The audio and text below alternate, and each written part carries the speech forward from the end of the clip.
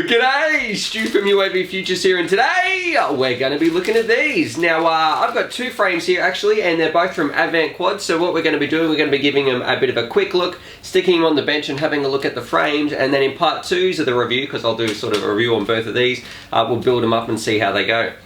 Anyway, the reason I'm so excited about these is look at this Romeo. Look how interesting that looks. I think that was probably what brought it to me in the first place. I was really excited at sort of a unique sort of look, so I can't wait to stick this on the bench. And a bit of a shout out too to Avantquads, because I know they've been in the hobby for over 20 years. They've been in the RC industry, and just with my emails dealing with them, and look, I'm not paid to do this review or anything like that. This is not sponsored or anything like that.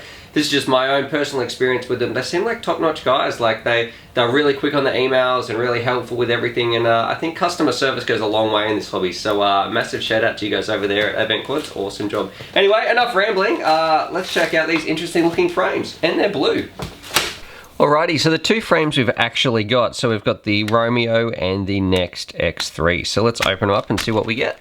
So up here we've got, and this comes with both of the kits, they're very similar, just the two little FPV mounts are a little bit different, but you obviously get your nuts, your bolts, your standoffs and your screws and your FPV mounts and those sorts of things, so that's fairly common in both of these. So I'm not going to be spending a whole lot of time going through those because, to be honest, that's probably the boring part. And the other part here at the bottom, you can see you get a Velcro strap for both of those, and depending on if you get the 180 size Romeo or the Nex X3, you get a different thickness sort of Velcro strap. You also get some zip ties and either an XT60 and an XT30. But now let's talk about the interesting parts, and that is the frames. So I'm going to get these out of the way, and we'll have a bit of a look at the frames. Now, something I love reviewing right here is these frames are so simple, and simplicity I think usually means a fantastic design. So on the Romeo, we've got the Romeo base plate just here, and that comes with its little top plate, and something I really like. Look at this. This is the first I've seen of it. Look, I know there have been some ZMRs in the past that have different colored carbon,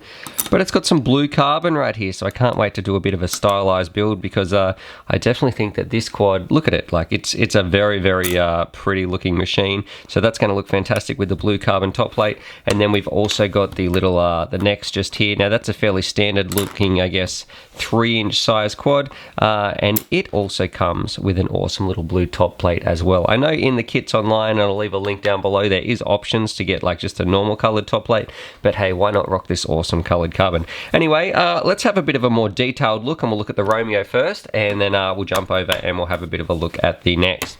Righto, so here is the Romeo, and look, I know I said it before, but look how cool these parts on the outside look. So you've got some very interesting designs here, and it looks like this is probably going to be one of the most rigid frames I have ever seen, because it is coming in at 4 millimeter thick carbon right there, and a very sort of chunky thick frame. And with these extra supports you've got around the outside, that is probably some of the thickest, most rigid carbon I have ever seen. So this thing is going to be extremely resistant in crashes. If you break one of these, please let me know. Please have some flight footage, because this thing looks like an absolute tank.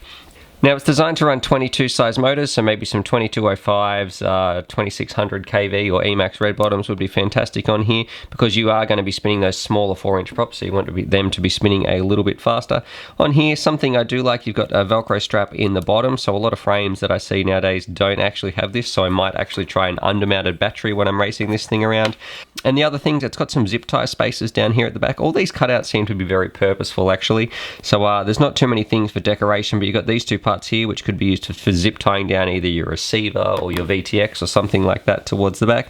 Then of course you've just got your standoff holes, so 1, 2, 3, 4, 5 and 6. That's what's going to be connecting it to the top plate. And then in the middle here, you've got your standard sort of 36 by 36 nays sort of or flight controller PDB sort of mounting bracket. If we jump over and look at the top plate, the first thing you notice, yes, it is some shiny, nice blue carbon, which is pretty cool. Let's have a look at how thick that is. I think it's 2 millimeters. Yeah, so coming in at 2 millimeters thick, and a very similar design. What you will notice, it's a fairly small top plate actually, so very small.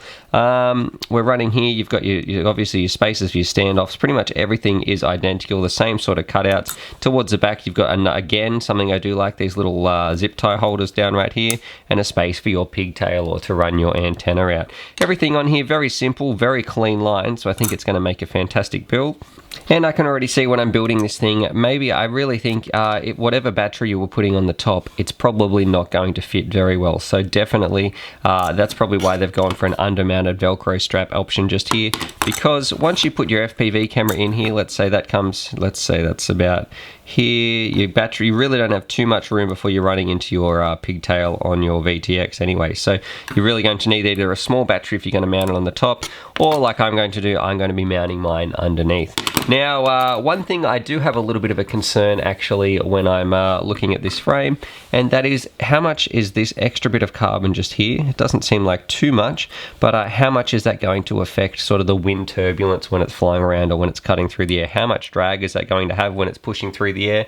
And also, how much is it going to stop the thrust coming out from the motors? Anyway, we'll have to find that out when we put it together, but so far, I think it looks absolutely awesome. So let's have a look at what it looks like when it's put all together.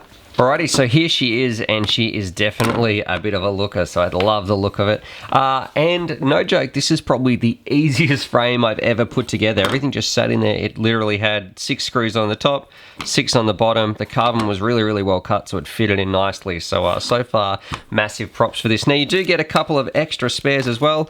I was wondering, why have I got all these screws in here? And this is something that is pretty cool. Because this is such a thick bottom plate, they even provide you the screws are going to be perfect for putting your motors in. So that's a nice little touch there, because the last thing you want to do is buy a frame, you're ready to go, you get your motors out, and because the bottom carbon plate is too thick, you're not able to put your motors in. So thanks very much Avantquads for including those for our new builders. And you also get a ton of these too, and you even get some little, I guess, isolation rings if you want to sort of soft mount your flight controller in there. So there's tons of little options in here. I'm not going to go through these too much, but tons of nice little inclusions to just sort of make this a top quality frame. Now, a big question, how much does this weigh? So let's take your guesses now, because look, it's a very, very thick bottom plate as it is, and it does have this extra bit of carbon running around the outside. So take your bets now, and let's see how much she weighs. Turn my scales on, rightio. So it's coming in at 94 grams. So definitely not the lightest frame, and I definitely think you're adding a little bit of extra weight on here to have this really, really thick durability, I guess, and extra protection, because I know I keep saying it, but there is no way you're going to break this thing. Well, hopefully anyway, never say never. Alrighty, yeah, so I can't wait to build this thing, but let's jump over and have a bit of a look at the next frame. So the Nex, N-E-X. So let's have a bit of a look at this bad boy. So here it is, the Nex frame, the NEX, the Nex X3, and this one, it's called the X3 because it's designed to run 3-inch motors just here. You notice it doesn't have any of that other protection around the outside, because weight, the smaller you get your quad, the more every gram counts when it's on here. So they're really trying to shed some weight on this one, so that's why it doesn't have any of that extra protection. The base plate itself is coming in at, that looks like 2.5 millimeters. There you go, 2.5 millimeters thick. So not the thickest base plate, but also not the thinnest. So I'll be very interested to see how that goes. One thing to note, this doesn't need to be as thick, because one of the reasons arms break in crashes and frames break is because the bigger the quad is, the heavier it is, and the more mass it has, and the more inertia when it impacts the ground. So with these, the aim to keep them as light as possible, they actually tend to bounce off the ground a lot better. So that's what I've found in my experience anyway. Rightio, so I had the frame around the wrong way there. So let's have a look at what we've got. So we've got our Velcro cutouts in the bottom just here, so you can see them, they're there as well, and also on the top plate, so you can either have a top mounted battery if you had a really, really small one, or an under mounted battery as well.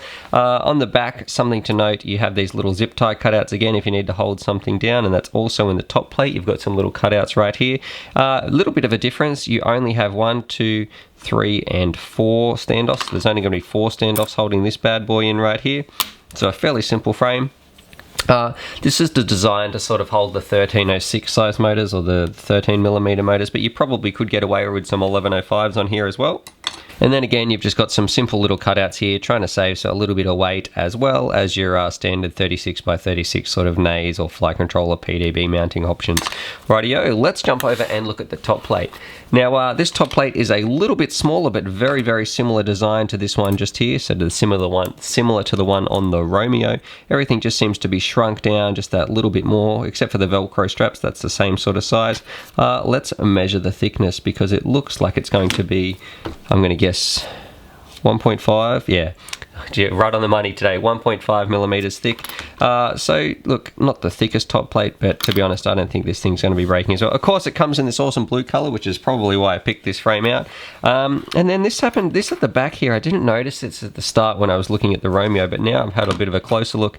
You can see these little cutouts just here we can see it more prominently on this one just here.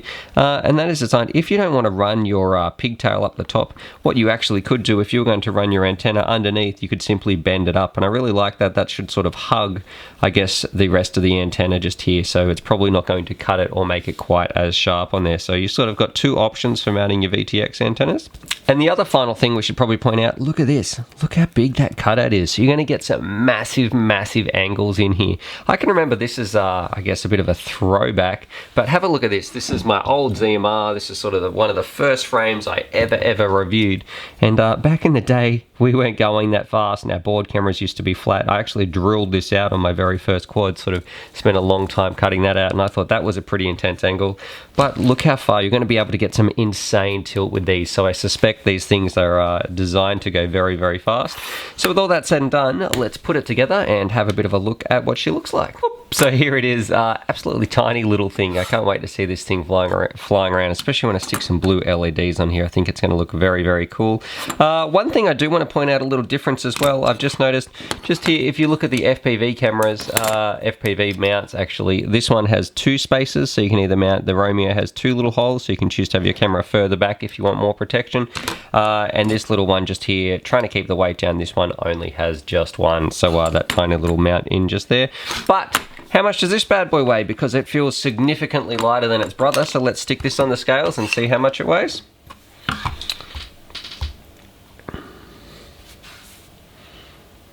Turn my scales on, and 39 grams. So a very, very light 3-inch frame. I think this thing is going to be fantastic zipping around.